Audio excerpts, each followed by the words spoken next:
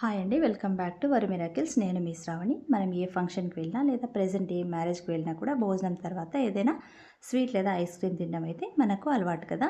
మన భోజనం ముగిసేది కూడా పెరుగన్నం తర్వాత ఈ స్వీట్స్ లేదా డిజర్ట్‌తోనే కదా! అలాంటి ట్రెండింగ్ అండ్ డెలీషియస్ డిజర్ట్ ఈరోజు మన ఛానల్‌లో చేసేద్దాం. సో, ఈరోజు మన ఛానల్ రెసిపీ అయితే మస్క్ మెలన్ బ్రెడ్ డిజర్ట్ అనమాట. చాలా సాఫ్ట్‌గా, స్మూత్‌గా, జ్యూసీగా ఉంటుంది. చాలా బావుంటుంది. అందరికీ నచ్చుతుంది కూడా. మరి ఆ ప్రాసెస్ అంటే చూసేద్దాము. మీరైతే వీడియోని చివరిదాకా స్కిప్ చేయకుండా చూడండి.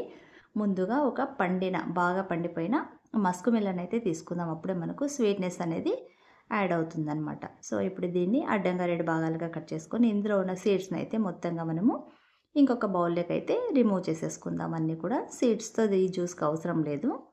సో, ఇప్పుడు రెండింట్లోనూ కూడా ఈ సీడ్స్ అనేది తీసేసిన తర్వాత మనము ఈ మస్క్ మెలన్ మొత్తంగా కూడా అంతా పైన చెక్కనేది తీసేసుకొని చిన్న చిన్న ముక్కలుగా కట్ చేసుకొని పెట్టేసుకుందాము. తర్వాత ఈ ముక్కలన్నిటిని కూడా మనము మిక్సీ జార్‌లోకైతే ట్రాన్స్‌ఫర్ చేసేసుకొని వాటర్ కానీ లేదంటే పాలు కానీ ఏమీ కూడా యాడ్ చేయకుండా ఈ ముక్కలు మాత్రమే మనము సాఫ్ట్‌గా మిక్సీ చేసి పెట్టేసుకుందాము. అప్పుడు థిక్ జ్యూస్ లాగా తయారవుతుందనమాట.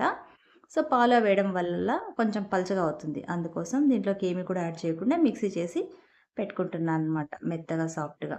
సో, ఇప్పుడు దీన్ని పక్కన పెట్టేసిన తర్వాత ఇప్పుడు ఇంకొక చిన్న బౌల్ తీసుకొని అందులోకి 2 స్పూన్ల దాకా కస్టర్డ్ పౌడర్‌ని అయితే వేసుకొని అందులోకి కాచి చల్లార్చిన 50 ఎంఎల్ దాకా పాలైతే యాడ్ చేసుకొని ఉండలు లేకుండా దీన్ని మొత్తం సాఫ్ట్‌గా అంతా కూడా కలిపేసుకుందాం. సో, ఇలా అంతా కలిపేసుకున్నాక దీన్ని పక్కన పెట్టేసుకున్న తర్వాత ఇప్పుడు స్టవ్ వెలిగించి స్టవ్ పైన డీప్ కడాయి పెట్టేసుకొని అందులో ఒక 300-400 ఎంఎల్ దాకా పాలు చిక్కని పాలనైతే మనం పోసుకుందాము. అండ్ స్టవ్ లో టు మీడియం ఫ్లేమ్ మీద పెట్టి పాలనైతే మరిగించుకుందాం. కాసేపటికి పాలు మరగడం స్టార్ట్ అయినాక ఇందులోకి 2 స్పూన్ల దాకా పంచదార వేసుకుంటున్నాను అనమాట. మీరు ఇంకొంచెం తీపి కావాలనుకుంటే ఇంకొక 2 స్పూన్లు ఎక్కువగా యాడ్ చేసేసుకోవచ్చు. సో, ఇప్పుడు ఇదంతా కూడా బాగా మరిగిన తర్వాత పాలనేది ఇంకా మనకు చిక్కపడతాయి. ఇప్పుడు ఇలా చిక్కబడినప్పుడు మనము ఇందులోకి మనం పక్కన కలిపి పెట్టుకున్న కస్టర్డ్ మిల్క్‌ని కూడా యాడ్ చేసేసుకుందాము. సో, ఇది యాడ్ చేసిన తర్వాత మనము ఉండలు కట్టకుండా ఇంకాస్త స్పీడ్‌గా అయితే మనము మొత్తంగా కలుపుకోవాలనమాట. లేదంటే తొందరగా అడుగు అనేది పట్టేస్తుంది. చూసారు కదా! రాను రాను ఈ మిశ్రమం అయితే బాగా దగ్గర పడుతుంది. థిక్‌నెస్ అనేది వచ్చేస్తుంది కదా! సో, ఇప్పుడు మనం మంటనైతే లో ఫ్లేమ్‌లో పెట్టేసుకోవాలి.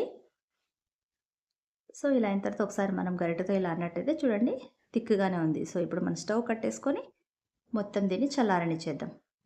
ఇప్పుడు ఒక ప్లాస్టిక్ కంటైనర్ తీసుకొని అందులోకి చల్లారిన కస్టర్డ్ మిశ్రమాన్ని ఒక లేయర్‌గా ఫస్ట్ అయితే మనం వేసేసుకుందాం. అంతా కూడా వేసుకొని కంటైనర్ మొత్తం స్ప్రెడ్ చేసేసుకుందాం అంతా కూడా.